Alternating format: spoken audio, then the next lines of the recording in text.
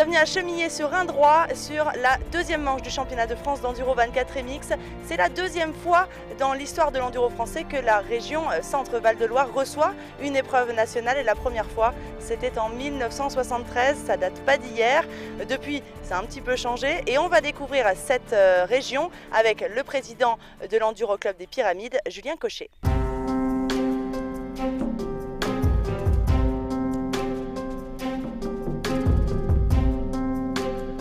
En 1973, la dernière fois, c'était le tout premier championnat de France donc de l'histoire à Sancerre, dans le Cher, donc c'était pas dans notre département l'Indre-et-Loire. Mais voilà, donc c'est un bel événement pour nous, 43 ans après, de revenir dans la région, gros challenge, mais voilà, on est content d'être là. On a créé le club en octobre 2013 pour faire notre premier Enduro de Ligue en 2014. On en a fait un également en 2015 et même avant de faire le deuxième, on s'est déjà projeté sur un championnat de France. Ça nous a mis plus d'un an pour en arriver là. Toutes les équipes ont travaillé énormément et voilà, on espère que ça va bien se dérouler ce week-end malgré les aléas de la météo. Il y a très peu d'enduro dans la région centre, c'est le seul enduro d'ailleurs qui fait partie de la Ligue du Centre. Pour motiver des bénévoles, c'est vrai que c'est assez compliqué parce qu'au final il y a quelques pilotes mais il n'y en a pas énormément. Donc beaucoup de bénévoles sont présents ici, font partie plus des alentours. Ils ne connaissent pas forcément l'enduro, ils vont le découvrir ce week-end. Mais voilà, on a réussi à quand même motiver les troupes, on a quand même un beau noyau qui a travaillé dur tout l'hiver.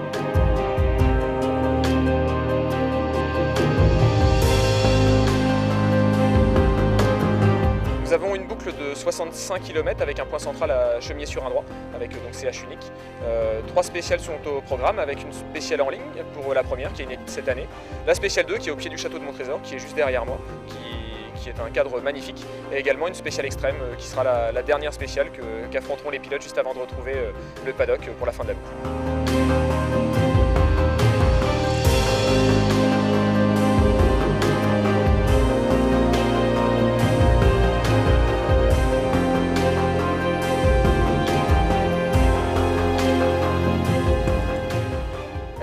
De cette émission, il est consacré à un pilote national que vous ne connaissez sans doute pas, puisque c'est sa première saison d'enduro. Première course, c'était à Brioude-sur-l'Europe il y a un mois et demi. Premier championnat de France à Saint-Palais avec déjà une victoire en National 1. Il s'appelle Patrick Thom, mais il a un parcours quand même, une histoire à nous raconter. Alors, qui es-tu et d'où tu viens ? Je suis un ancien pilote de descente. J'ai roulé pendant descente VTT. J'ai roulé pendant déjà un petit moment, ouais, ça faisait 8-10 ans. Et j'ai été pendant 5 ans en pro, donc dans des gros teams. Et puis bon, je roulais, je faisais le mondial, championnat de France, championnat d'Europe. Dans la région où j'étais pote avec Jérémy Joly, avec plein de Nicolas de Parois, Anthony Boissière. Donc du coup, petit à petit, je suis venu à la moto. Et puis j'ai dit, tiens, le jour où j'arrêterai, le nouveau challenge en fait, j'ai envie aussi de passer à autre chose. Et voilà, donc voilà, me voici maintenant cette année ici. Et voilà, je vais essayer de progresser petit à petit. Le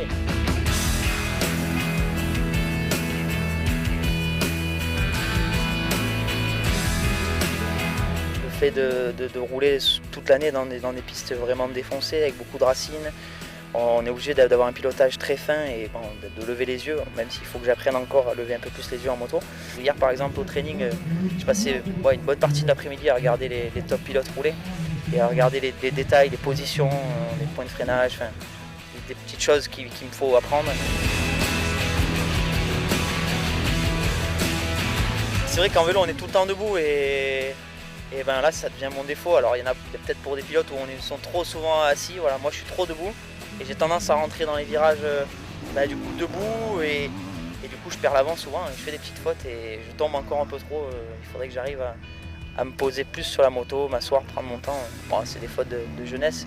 Personnellement, je sais que j'ai encore une grosse marge de progression. Je vais déjà faire cette année et essayer d'avoir le titre en national et puis me battre petit à petit l'année prochaine dans les listes. Déjà, rentrer dans les 7-8, essayer d'être devant. Et voilà, de toute manière, il me faut de l'expérience, il me faut engranger des courses et on verra après par la suite.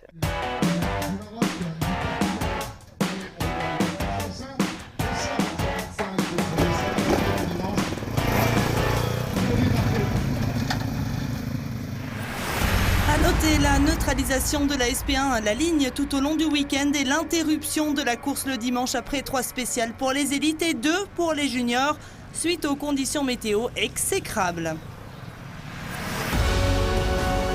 chez les juniors, Quentin Delay-de-Molde repart de l'Indre-et-Loire en 5e position du classement général provisoire. Le pilote TM excentrique a débuté son week-end moyennement, mais s'est bien repris à mi-parcours le samedi. En bouclant sa journée sur les chapeaux de roue, il est venu arracher la victoire sur la dernière spéciale. Troisième tour, en fait, il y a eu le déclic, quoi. Je me suis dit, je peux pas. J'ai déjà fait des erreurs à Saint-Palais. J'ai eu déjà une caisse mécanique. On va éviter de recommencer et faut montrer qu'on est là. Donc j'ai fait ce qu'il fallait. J'ai débranché, puis j'y suis allé. Le dimanche, et sous la pluie, l'Auvergnat est resté au pied du podium. 4e du classement provisoire junior, c'est Jean-Baptiste Nicolo. Pas dans le coup sur SP2 le samedi, il ne termine que 6e de la première journée. Mais le dimanche, dans la boue, il a su profiter de son avantage, à jouer avec la légèreté de la 125 Yamaha. C'est lui qui s'impose au terme des 2 spéciales comptabilisées sur la journée. Juste devant, à la 3e place provisoire au championnat, on retrouve son coéquipier de l'équipe de France FFM, David Abgral. 4e le samedi sans véritable coup d'éclat, mais tout en restant régulier, il a accroché la 2e position le dimanche. Il abandonne le leadership des juniors à l'issue d'un week-end compliqué. L'Espagnol Kyrian Mirabé n'est pas habitué aux conditions humides et l'a payé cher. 7e seulement à l'issue de la première journée, il limite la casse le dimanche en bouclant le tour à la 5e place. Sauvé par ses 2 succès à Saint-Palais, il reste toutefois 2e du provisoire. Et Anthony Gesselin n'a pas encore gagné de journée, mais c'est lui qui pointe en tête du championnat junior. Pourtant, le samedi, c'était bien parti, mais il perd un premier succès de la saison qui lui tendait les bras dans l'ultime spéciale. Fort de sa régularité, il compte déjà à 8 points d'avance sur l'Espagnol, grâce à 2 deuxièmes places dans le week-end.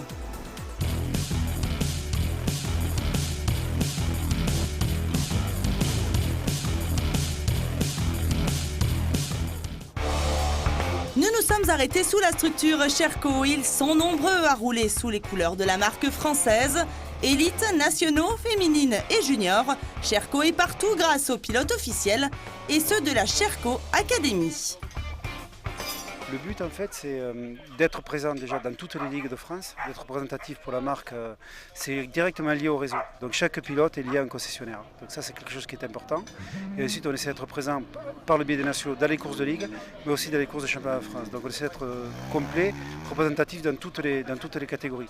Dans les classiques aussi, puisque la Sherco Academy est présente aussi sur les classiques. Seul représentant officiel de la marque, Jérémy Taroux est le chef de file, l'exemple de tous les pilotes Sherco. Et à 30 ans, il prend ce rôle très à cœur. Dans l'équipe, depuis 8 ans, Kevin Panis fait partie des meubles à la Sherco Academy et apprécie l'expertise du champion. On a la chance d'avoir de grands pilotes comme Jérémy, qui est toujours là pour nous donner des bons conseils. Même au CH, il prend le temps souvent de venir, de dire là c'est mieux. Il faut essayer ça, donc c'est cool. Je vais un peu à la Sherco Academy sur les stages, tout ça. J'aide un peu les pilotes et puis ça me plaît en plus. Je commence un peu à me faire vieux, donc je regarde un peu les jeunes rouler et ça me donne un petit coup de renouveau. J'ai un petit jeune, la Théo, que j'ai pris depuis cet hiver, qui roule avec moi et je crois que là il a pas trop mal roulé aujourd'hui. Voilà, il faut essayer de faire monter la marque, plus les bons pilotes aussi. Aujourd'hui, il est important pour nous d'être devant au championnat de France. Donc aujourd'hui, pour être devant au championnat de France, il faut clairement des pilotes qui sont devant au championnat du monde. Donc on a fait le choix de prendre un pilote espagnol. Et on a un contrat de 2 ans avec lui. On espère même aller beaucoup plus loin. Puis pourquoi pas demain imaginer que ce soit le premier pilote Sherco Academy qui roule demain un championnat du monde sous la marque.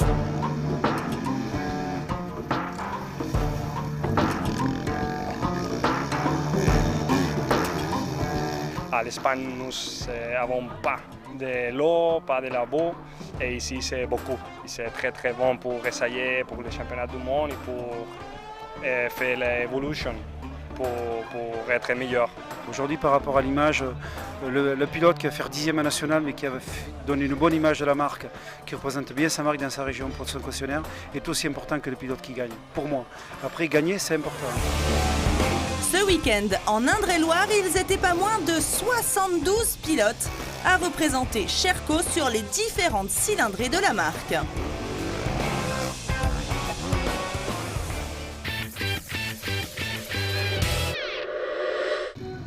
On retrouve notre fil rouge, Patrick Thom, qui évolue, je le répète, en National E1. Dans le coup, tout au long de la journée, il ne lui a jamais vraiment été possible de mettre en danger Martin Vignal qui remporte la catégorie. Le débutant a démontré sa capacité à mettre du gros gaz sur la 2,5 KTM. Il termine deuxième de la première journée. Ça a bien commencé, puis après je veux tout simplement 3 mètres et rouler trop vite et j'ai chuté beaucoup de fois. Ouais. J'ai chuté 2 fois, à chaque fois je cale. Donc ouais, c'est des secondes qui s'envolent facilement quoi. Donc ouais, il faudrait que j'arrive à me poser un peu plus et à rouler comme je sais faire en fait, simplement. Juste pas vouloir être au-dessus de mes pompes et juste rouler comme je sais faire. Je suis très très bien entouré. C'est vrai que Michel Saint-Jean est derrière moi. C'est lui qui m'a mis à l'enduro, hein, clairement. Donc ça faisait déjà 2-3 ans depuis que je roulais en vélo et il me disait putain, il faudrait que tu viennes, il faudrait que tu viennes. Donc du coup voilà, il est là et puis toujours derrière moi et il connaît le milieu, donc du coup il peut m'aider. Et mon père pareil qui suit aussi. Donc là c'est vrai que je les remercie ce week-end parce que là ils sont que tous les deux avec moi et ils font un boulot extraordinaire. On repart en course avec les élites E1 et la 5e position au classement général provisoire de Yannick Gauthier. C'est le petit frère du leader actuel de la catégorie. 4e au classement provisoire, on retrouve Luc Bréban, encore un pilote B2R. Le néo-élite a bouclé ses 2 journées à la 6e position de la catégorie, mais compte déjà 20 points de retard sur Boucardé. 3e le samedi, le pilote Ryder Camp a manqué un peu de réussite pour faire mieux. Le dimanche est sous la pluie battante. Il rate le podium pour une petite seconde à l'issue des 3 spéciales comptabilisées.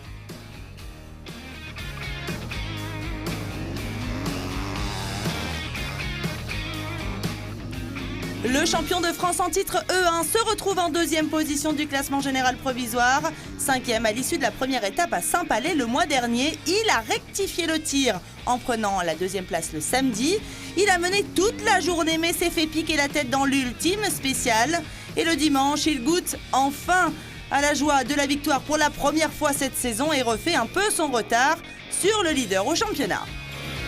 La saison est encore longue, donc voilà, on va faire du mieux qu'on peut et d'être présent, consistant chaque week-end de course à venir. Et voilà, en tout cas, non, c'est la victoire qui nous intéresse. Après, voilà, il roule à Yamaha aussi, donc je suis content pour lui aussi. Il mène depuis la première journée dans le Pays Basque. Julien Gauthier semble bien parti pour jouer le titre 2016. Avec une victoire acquise dans les derniers mètres le samedi, le pilote B2R perd du temps dans l'extrême le dimanche. Il laisse filer de précieuses secondes pour ne finir que 3e. Mais peu importe, au championnat, il a encore 14 points d'avance sur Bourgeois. Moi, c'est vrai qu'au championnat, ça m'arrange un peu. Mais bon, après la saison est longue, donc on va pas tirer de conclusion maintenant. Non, je vais pas le laisser faire, je vais pas me laisser faire et je vais pas lui laisser reprendre confiance surtout.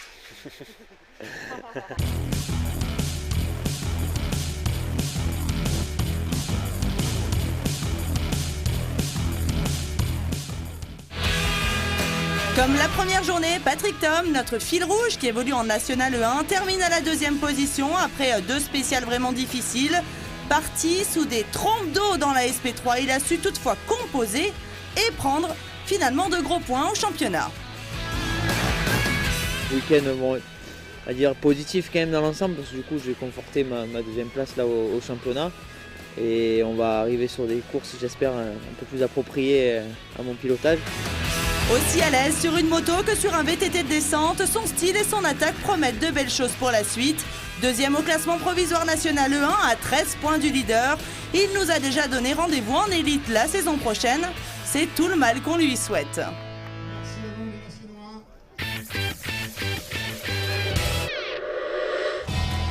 Et chez les élites E2, 5e position au classement provisoire de Vincent Gauthier. Le pilote Sherco Academy compte 8 points de retard sur le 4e, qui n'est autre que Pierrick Roncin sur la Kawasaki. À l'aise sur terrain gras, le Charentais est toutefois resté au pied du podium tout le week-end. Et il faut l'admettre, devant, il y a du très très gros niveau. Et il est actuellement 3e du championnat en E2. Mathias Bellino traverse une période un peu compliquée qui ne lui permet pas de tout assembler pour être performant tout au long d'une journée. 3e le samedi, même résultat le dimanche. Il laisse filer de gros points en championnat. Ses adversaires savent en profiter. Mais connaissant le pilote Husky, lorsqu'il va retrouver son meilleur niveau, la concurrence n'a qu'à bien se tenir. Le deuxième des 2 journées, il est également le dauphin actuel au championnat. Le pilote Sherco Academy ne roule cette saison que sur le France et les classiques, mais semble dans le rythme des pilotes qui roulent sur le mondial. Et ça, c'est encourageant. Il est toujours en course pour le titre. Enfin, le leader actuel n'est autre que Loïc Larieux. Arrivé ex-aequo avec Bellino en Indre-et-Loire, il a fait la différence grâce à 2 victoires de rang et s'installe un peu plus confortablement en tête de la catégorie. Dans une bonne dynamique depuis quelques semaines, il assume désormais pleinement son statut d'homme fort, que ce soit en mondial ou en France. Ouais, c'est vrai que ça va mieux depuis le trèfle, on a bien bossé avant le trèfle sur la moto, tout ça, et depuis je me sens bien mieux, j'arrive à démarrer les journées un peu plus fort, donc déjà c'était un grand pas en avant. Puis je me suis vraiment en confiance sur la moto depuis 3 courses. Je gagne en Grèce, j'arrive ici, l'objectif c'était de gagner encore, parce que malgré que ce soit le France, il y a encore Mathias et Jérémy, mais je voulais vraiment gagner.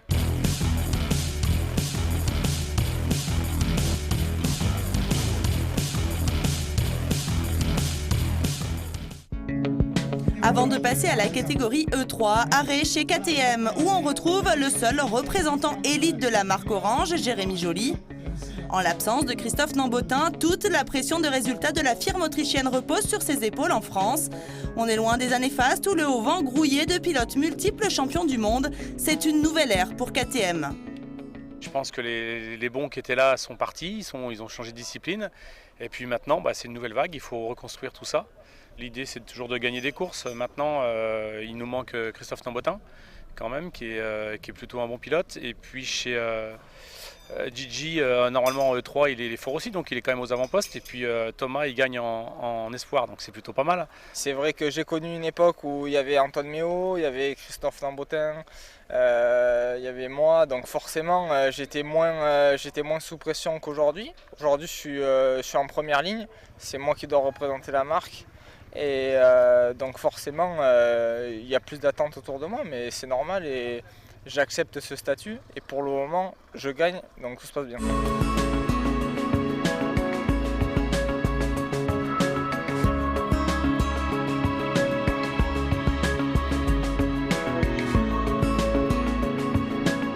J'ai pris la décision de travailler avec Christophe Meillard cette année. Ça se passe super bien, il a une grosse expérience du passé avec Antoine Méo notamment, et lui sa carrière de pilote auparavant, et il s'occupe de Christophe Nambotin et de moi sur un suivi toute l'année, et aujourd'hui il m'a fait franchir des caps, il m'a fait améliorer ma vitesse, et ça se voit sur les résultats, donc moi j'en suis entièrement satisfait. Chez KTM, l'objectif reste la formation de nouveaux talents. Et comme à son habitude, Éric Bernard n'hésite pas à se tourner vers le motocross pour dénicher les perles rares. Il faut savoir qu'un crossman aujourd'hui, depuis l'âge de 6 ans, tourne en rond sur un terrain. C'est tourner autour d'un piquet, c'est prendre une ornière, c'est sauter. Et c'est ce qu'on n'a plus à lui apprendre quand il arrive en enduro. Donc forcément, c'est beaucoup plus facile. Jérémy Tarou, René, Bellino, Larieux, ils viennent tous du cross et ils sont aux avant-postes aujourd'hui. Et je pense qu'aujourd'hui, oui, il faut aller chercher les crossman. Ouais.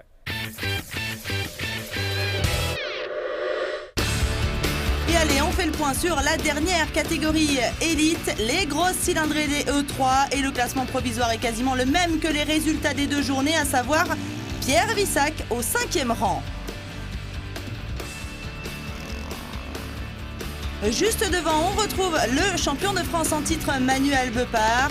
L'officiel bêta a encore du mal à accrocher le rythme des pilotes de tête et on espère pour lui que ça va revenir dans la saison.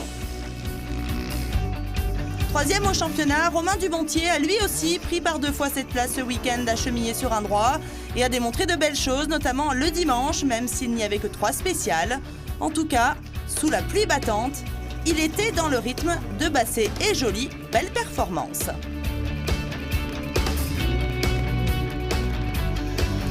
C'est le privé KTM K21 qui occupe la 2e place provisoire du championnat E3. 2023. Vainqueur des 2 journées, Antoine Basset a repris du poil de la bête depuis Saint-Palais, où il était arrivé un peu fatigué après la première série de courses en mondial. Même s'il évolue dans des conditions plus difficiles que les pilotes officiels, il semble être le seul à pouvoir véritablement contrer Jérémy Joly. C'est lui qui est en tête. Je suis en train de prouver qu'on peut y arriver. Après, c'est vraiment du boulot, quoi. Je passe un paquet d'heures à faire de la mécanique, un paquet d'heures à marcher spécial, à entretenir la moto, tout ça. Après, j'ai un bon entourage, des copains qui viennent sur les courses, qui m'aident, tout ça. Le concessionnaire qui joue le jeu à fond, qui me supporte et puis j'ai envie de bien faire. J'avais fait une bonne fin de saison l'année dernière. Cette année, avec un bon hiver, tout ça, je prouve que je suis présent, même au scratch. Je suis pas à la bagarre avec les premiers, mais bien plus proche que l'année dernière. Écarté du mondial pour cette année, Jérémy Joly a envie de montrer qu'il faut toujours compter sur lui. Et pour le moment, ça marche plutôt bien. L'ex-champion du monde junior a entrepris un gros travail cet hiver qui porte ses fruits et pourrait le mener jusqu'au titre de champion de France E3.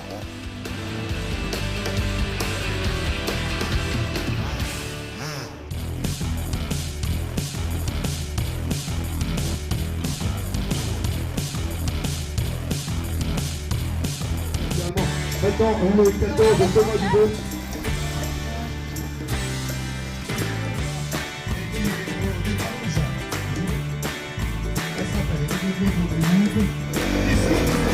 Chez les féminines, elles sont 2 à partager la tête du championnat. Juliette Bérez a fait 2 le premier jour avant de s'imposer le lendemain. Elle compte 74 points, tout comme Audrey Rossa, qui quant à elle a remporté la première journée avant de s'incliner le dimanche.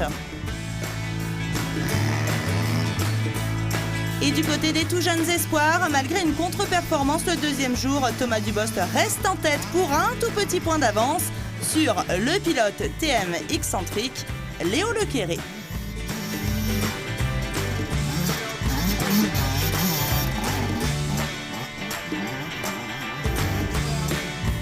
Enfin, carton plein des Bleus de Yamaha qui s'impose sur les 2 journées et reste en tête du championnat constructeur devant les autres Bleus, ceux de Sherco.